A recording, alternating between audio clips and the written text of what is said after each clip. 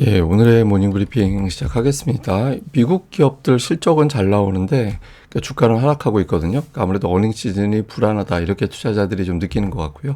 그리고 오늘 중요한 변화가 하나 있었습니다. 우리나라 원달러 환율이 뚝 떨어졌는데 베센트 장관이 펀더멘털 대비 원화 약세가 지나치다 이런 메시지가 나오면서 환율이 많이 빠지는 그런 모습도 있었습니다.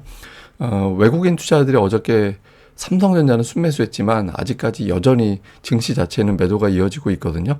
근데 환율이 오늘 외국인들의 변화를 좀 유발하는지 좀 체크를 해봐야 될 것 같고요. 대형주가 순환매하면서 코스피는 어쨌든 올라오고 있는데 코스닥은 빠졌거든요. 오늘 미증시에서 대형주는 빠지고 러셀 2000은 올라가고 이런 또 차이가 있었는데 오늘 코스닥 일부 종목군들의 어떤 반전이 나오는지 그러니까 이 부분도 주목을 해봐야 될 것 같습니다. 오늘 미증시는 뭐 전체적으로 하락하긴 했는데 다우가 좀 덜 빠지고 나스닥이 더 많이 빠지고 그러니까 주요 기술주들이 빠져서 그렇거든요. 근데 업종으로 보면 상승한 업종, 하락한 업종 비슷했어요. 업종 수로 보면 되게 비슷하고 이제 에너지주가 제일 많이 올라가고 테크주들이 좀 부진하고 이렇게 엇갈렸는데 근데 에너지주가 제일 많이 올라갔잖아요. 근데 이것도 변수가 생겼죠. 장 막판에 국제유가가 갑자기 뚝 떨어졌어요. 그러니까 국제유가가 쭉 올라가다가 막판에 뚝 떨어졌다가 낙폭을 약간 줄이는 그런 상태로 진행이 되고 있는데 이게 이제 에너지주에 영향을 줄 가능성은 있습니다. 그러니까 트럼프 대통령이 이란에서 사람이 죽는 상황이 좀 종료된 것 같다. 그러니까 이런 취지의 발언을 했거든요. 그래서 이게 이란 상황이 뭔가 좀 변곡을 맞이한 건가 이렇게 해석이 돼서 막판에 이제 국제유가가 뚝 떨어지는 그런 모습이 나왔는데 이게 장중에 또 어떻게 상황이 반전될지는 모르겠습니다. 그래서 어쨌든 오늘 에너지주가 강하게 올라가긴 했지만 막판에 변수가 생겼다. 그러니까 요거는 좀 봐야 될 것 같고요. 뭐 이슈들을 정리해 보면. 기업들의 실적은 괜찮습니다. 오늘 웰스파고를 빼놓고 뱅크 오브 아메리카, 시티, 어제는 뭐 JP 모건 이런 기업들 실적이 잘 나오고 있거든요. 근데 주가는 하락해요. 그러니까 카드 이자를 상한을 둬야 된다. 이런 트럼프의 발언 그리고 이런 발언 때문에 이제 주가가 하락하다 보니까 어닝 시즌에 호재가 나왔는데 주가가 못 올라가네. 그러면 투자자들은 좀 불안하게 느끼죠. 그러니까 이런 것들이 하나가 있었고 다음에 경제 지표 잘 나왔는데 소매 판매가 예상치를 상회하는 결과가 나왔거든요. 그러니까 소비가 좋다 이렇게 해석될 수 있는 거잖아요. 근데 투자자들은 소비가 너무 강하면 인플레이션이 자극되는 거 아닌가? 평소 같으면 소비 좋다 이렇게 해석하면 그만이지만 그러니까 트럼프가 지금 금리 인하하라고 압박하고 있는데 저런 지표가 나오면은 연준은 금리 못 내리잖아요. 이런 어떤 갈등 상황 이런 것들이 좀 심해질 수 있다. 또 일부는 이렇게 또 해석을 한 것 같습니다. 근데 어쨌든 올해가 중간 선거가 있기 때문에 트럼프가 막 경제 관련된 발언들을 막 쏟아낼 거거든요. 뭐 그래서 일부는 뭐 중간 선거 해는 원래 주식시장이 이렇게 썩 좋지는 않았다. 뭐 특히 대통령이 이제 대통령을 가지고 있고 다음에 또 하원까지 장악한 그런 정당이 패배가 유력한 상황이 될 때 주식시장을 좀 둔했다. 뭐 연평균 1945년 이후에 이 그런 해에는 3.8%밖에 못 올라가서 좀 둔했는데 올해가 좀 그런 케이스 아닐까? 이런 걱정도 일부는 하고 있는 것 같습니다. 그래서 어쨌든 좀 상황이 불안정하다 보니까 뭐 금, 은, 구리 이런 것들이 올라가고 있잖아요. 지정학적 문제 또 AI 관련해서 뭐 원자재 자체에 대한 수요가 늘고 있고 또 기업들도 그렇고 나라도 그렇고 부채가 늘어나고 있으니까 저런 이제 안전자산에 투자해야 된다 뭐 이런 식의 어떤 해석도 좀 일부 있어서 금, 은만 올라가고 나머지는 좀 정체거나 좀 둔한 것 같다. 뭐 이렇게 투자자들은 본 것 같습니다. 그리고 오늘 나올 걸로 일부에서 많이 예상들 했던 것 같은데 대법원이 트럼프 관세에 대해서 판결 나올 줄 알았거든요. 근데 이날도 안 나왔습니다. 그리고 언제 나올지에 대해서 아직까지 고지가 안 된 상태라서 이 부분은 오늘도 또 지나간 그런 뉴스가 됐습니다. 뭐 지표는 11월 소매 판매 나왔거든요. 예상치가 전월 대비 0.2% 늘었다 이렇게 예상했는데 0.6, 뭐 소비 좋다라고 해석될 수는 있죠. 근데 앞서 말씀드린 대로 이거 금리 안 내릴 것 같은데 이렇게 되는 거죠. 그리고 생산자 물가 지수는 전월비가 예상보다 높게 예상이 2.7%였는데 3.0 이거는 이마트에 제품을 납품하는 단가 이렇게 생각하면 된다라고 했죠. 그러니까 도매가가 어쨌든 이렇게 이제 인플레이션이 나오고 그다음에 소매 판매 높게 나오고 하다 보니까 아무래도 연준이 금리 내리긴 쉽지 않을 것 같다. 실제 오늘 라파엘 보스틱이나 닐 카시칼이나 이런 연준 인사들이 당장 금리 못 내려 인플레이션 높아서 이런 메시지를 내놨거든요. 그러니까 안납 폴슨 정도가 연말에 한 번 정도 내릴까? 뭐 이 정도로 메시지를 내놨어요. 그래서 여전히 연준 쪽에서는 금리 내릴 생각이 없다라는 시각을 다시 한번 이제 보여주는 그런 상황이었습니다. 그러니까 중요한 뉴스들을 보면 우선 뭐 앞서 말씀드린 대로 중간선거 앞두고 트럼프가 경제 발언을 계속 쏟아낸다. 그리고 이제 그래서 이제 JP 모건은 이런 상황 자체가 이제 파월은 계속해서 압박을 받는 상황이고 차라리 올해는 미국보다 글로벌 주식이 더 나을 것 같아. 그러니까 이런 메시지를 내놨고요. 그 다음에 개인 투자자들이 최근에 그 반도체주를 계속 사고 있다라는 거예요. 뭐 메모리 주식이나 이제 데이터 저장 관련된 주식을 사고 있는데 샌디스크를 월요일 하루에만 710만 달러. 이게 뭐 금액이 엄청나게 크진 않은 것 같이 느끼지만 어쨌든 이거 자체가 개인 투자자들이 하루에 매수한 거로는 역대 최고라고 합니다.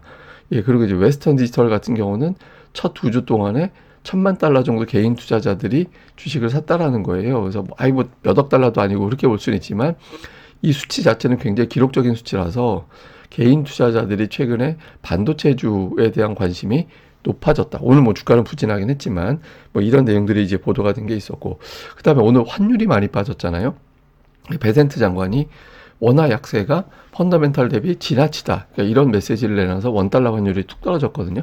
근데 이거는 그 저 발언을 왜 했냐면 그 최근에 환율이 올라가는 요인 중에 하나로 우리나라가 대미 투자, 미국에 투자한다라고 한 것 때문에 환율이 올라가는 거야. 그러니까 이렇게 이제 이야기가 나온 게 있었잖아요. 그런 해석도 있죠. 그러면 이제 뭐 미국 입장에서 한국이 환율 올라가는 것 때문에 투자 안 한다고 할 수도 있겠네, 늦춘다고 할 수도 있겠네, 이런 걱정을 좀 하겠죠. 그래서 그런 차원의 메시지가 나온 측면도 있을 겁니다. 근데 어쨌든 이 발언이 전해지면서 원달러 환율이 이제 쭉 떨어져서 이 부분이 이제 주식시장의 어떤 변수가 될 가능성도 있다 이렇게 봐야겠습니다.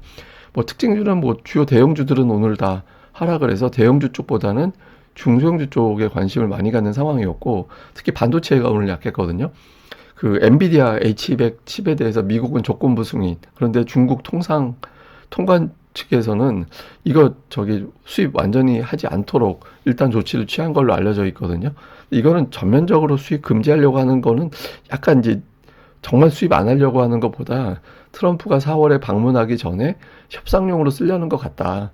뭐 이런 식으로 해석도 있습니다. 그래서 어쨌든 뭐 전면적인 어떤 중지는 아닌 것 같은데 일단 좀 기대했던 거 결과는 아니었잖아요. 기대했던 결과는 아니다 보니까 반도체주에 좀 악재로 작동하는 그런 모습을 보였고 오늘 뭐 상승한 종목 쪽에서는 금은 관련된 종목군들 그리고 뭐 일부 헬스케어 관련된 종목군들 그 다음에 이제 에너지주들 뭐 이런 것들이 상승률 상위에 포진하는 이제 그런 모습을 보였습니다. 근데 이게 시장이 그렇다고 뭐 오늘 조정 나오긴 했지만 이익 증가, 그러니까 시장에서는 뭐 수익 증가가 계속 이어질 거기 때문에 지금 당장 뭐 이런 부분들에 대해서 우려할 필요는 없다. 그러니까 뭐 기업들의 실적이 어쨌든 잘 나고 있으니까 오늘 뭐 그 JP 모건이나 아니면 뱅크 오브 아메리카 시티 주가가 약하긴 했지만 실적이 잘 나오는데 뭐 매수하겠지. 뭐 이런 식의 어떤 인식도 아직까지는 있다라고 봐야 되고요. 그리고 최근에 선호하는 업종이 기술주 이외에도 좀 다양해졌어요. 그러니까 기존에는 뭐 기술 쪽, 빅테크 이런 쪽에 집중이 돼 있었다면 뭐 금융이나 헬스케어나 산업재 하여튼 등등의 어떤 업종으로도 관심도가 확산되어 있거든요. 그래서 오늘 얘 빠지면 뭐 얘 매수하면 되지 뭐 이런 식으로 인식이 되어 있어서 실제로 오늘 아까 보여드렸습니다만은 업종 중에서 상승한 업종 수도 적지 않았잖아요. 그래서 전체적인 투자 심리가 나쁘진 않다. 그래서 뭐 일시적인 매물소와 뭐 이렇게 투자자들은 보는 것 같습니다. 자, 우리 증시는 코스피가 올해 들어서 하루도 하락하지 않았거든요. 그러니까 오늘 어제도 올라가는 그런 모습이 있었죠. 그리고 외국인들이 계속 매도하는데 특징이 막판에 그렇게 매수를 해요. 그러니까 지금 3일 연속해서 이번 주 내내 장중에 되게 많이 팔았다가 막판에 매도폭을 확 줄이는 그런 형태가 나타나고 있죠. 그러니까 외국인들이 완전히 이탈하는 것 같지도 않고 그러면서 어쨌든 주식시장은 그래서 뒷부분에 또 어쨌든 꼬리를 달든 종가가 고가로 끝나든 그런 흐름들이 좀 반복적으로 나타나고 있죠. 그런 가운데 이제 삼성전자가 어저께 의미 있는 변화가 좀 있었는데 그 실적 발표 이후에 주가가 좀 부진했었잖아요. 좀 눌려있는 상태였는데 어제는 5일선 위로 올라서는 그런 움직임이 있었죠. 그런데 이게 이제 나름대로는 좀 중요한 게 제가 삼성전자가 PBR 밴드상 자산 가치 대비 저 장기적으로 저 밴드 상단을 뚫고 올라갔다. 그래서 자산 가치 이만큼 올라가면 삼성전자의 주가가 좀 부담이 되는데 이렇게 느끼는 투자자들이 있는 자리다라고 말씀을 드렸잖아요. 그래서 최근에 정체도 이런 상황을 반영한 거라고도 볼 수 있거든요. 근데 이게 실적 추정치가 상향 조정됐기 때문에 실적 추정치가 상향 조정되면 유입되는 현금이 많아지잖아요. 유입되는 현금이 많아지게 되면서 PBR 밴드 상단을 2.1배 정도, 그러니까 자산 가치 대비 2.1배 정도 되면 삼성전자는 고점이었어. 이렇게 보는데 올해하고 내년도에 돈을 많이 벌 거기 때문에 그럼 자산이 늘어나게 되잖아요.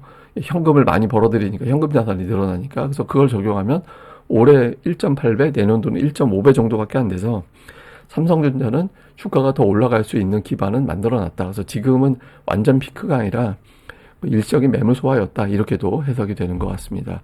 다음에 이제 외국인들이 아무래도 이제 매도하는 거는 부담이 되잖아요. 1월 8일 이후에 환율이 1,450원 넘어가는 때부터 또 삼성전자 실적 발표 이후부터 외국인들은 양시장 다 매도를 했거든요. 근데 이제 전일 삼성전자는 매수로 바뀌었어요. 예, 매수로 바뀌었고 오늘 앞서 말씀드렸던 대로 베센트 장관의 발언 이후에 원달러 환율이 뚝 떨어졌거든요. 그러니까 저게 1,480원 저 고점에서 주간 2% 이상의 하락은 사실상 저 피크 넘기기 어렵다라고 투자자들이 본 거다. 제가 이제 그 설명을 드렸었잖아요. 그래서 근데 오늘 아니나 다를까 이제 베센트 장관의 발언이 핑계가 되면서 환율이 다시 또 그 근처에서 다시 뚝 떨어지는 그런 모습이 나왔거든요. 그래서 이걸 환율 피크로 본다라면 오늘 외국인들 수급에 변화가 생길 가능성도 있습니다. 그래서 오늘 오후장에서 또 외국인들의 어떤 변화가 생기는지, 그러니까 이 부분도 잘 봐야 될 것 같습니다. 그리고 코스닥은 그냥 지그재그 상승 이후에 박스권으로 가는데 한 가지 달라진 건 코스닥이 그동안에는 상승 이후에 조정이 하락하는 조정이었거든요. 근데 지금의 조정은 횡보하는 조정이잖아요. 그러니까 박스권 최상단 950을 넘어간 상태라서 이거를 좀 밑으로 떨어지는 형태로 반응하는 게 아니라 옆으로 가는 형태로 반응하고 있다라는 점에서 보면 코스닥의 횡보가 그렇게 나빠 보이진 않는다. 이렇게 보여지긴 하거든요. 근데 이제 고민이 있습니다. 그러니까 코스닥이 이거든 저거든 뭐 차트를 아무리 좋게 해석해도 뭔가 주도주가 나오지 않으면 의미가 없어요. 그러니까 이제 뭐 2차 전지, 베타, 제약 바이오, 반도체 등등 어떤 대형주 쪽에서 두 개 정도가 일관성 있게 올라가야 되는데 아직까지 그게 안 나오죠. 그러니까 좋게만 해석하기에는 뭔가 좀 찜찜한 것도 있기 때문에 그러니까 좀 어떤 뭔가 좀 주도주가 필요하다. 뭐 제약 바이오가 됐든 2차 전지가 됐든 뭐가 됐든 어떤 주도주의 등장이 좀 필요한 시기가 됐다. 이렇게 봐야겠습니다. 그래서 전체를 좀 요약을 해보면 어쨌든 미국은 계속 비슷해요. 뉴스가. 지정학적 문제, 기업들의 실적, 뭐 이런 뉴스가 반복 중이라서 그러니까 미증시의 어떤 이슈로 시장이 돌연 뭐 엄청나게 하락하거나 뭐 연속적으로 하락하거나 그럴 것 같지는 않거든요. 그래서 뉴스에 어느 정도 시장이 좀 적응이 되는 그런 시기로 좀 봐야 될 것 같고요. 그 다음에 이제 오늘 환율이 하락한 게 우리 입장에서는 되게 중요한 변수거든요.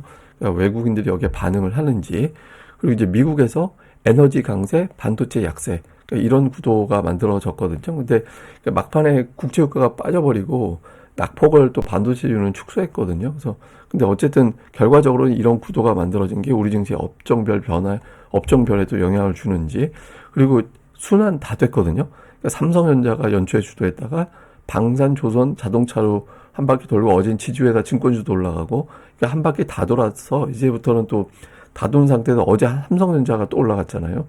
순환매 이후에 다 돈 다음에 이제 정돈이 되는 상황이 만들어져야 됩니다. 그래서 어떤 업종이 좀 반응하게 되는지 오늘장, 내일장 움직이는 업종 이게 상당히 중요하다 이렇게 또 봐야 될 것 같습니다.